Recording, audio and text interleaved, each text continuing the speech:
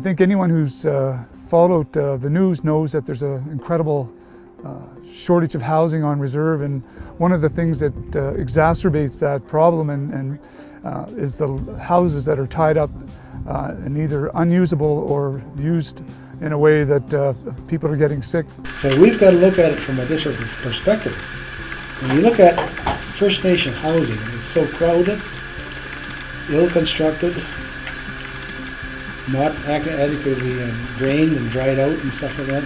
So if we can use our process and go in and remediate those houses back to a livable standard, then these people coming back from the south with the scabies and all that other stuff, they're going into a different atmosphere. We've got to look at it a broader picture, because right now we've got children being attacked by respiratory disease that we ever thought were long defeated.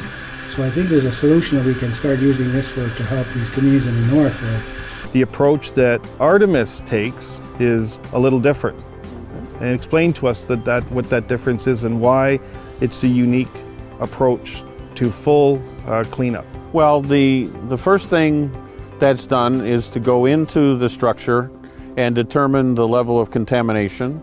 And then after you measure the contamination, you go in with our BioOxygen Mold 100 Plus remediation system, where the product is fogged and wet-apped, following a very rigid protocol and checklist. One application will completely kill all mold, bacteria, and viruses, and most importantly, spores. Because if you don't kill the spores, the building will become reinfected very, very rapidly. But really there's no Canadian standard to clean moldy houses. So we start building with Artemis Biosolutions our environmental cleaning process, as we call it. We call it that because it takes care of more than just mold.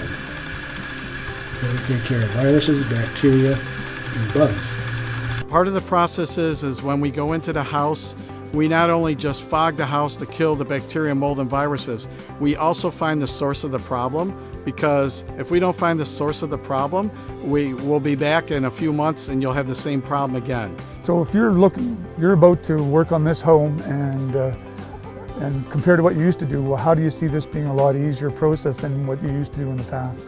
Well, for one, you just mix the solution up and you go in and fog it, which would take probably 20 minutes to an hour per house, depends on the size. You've taken 8 weeks and you probably could do it in a day?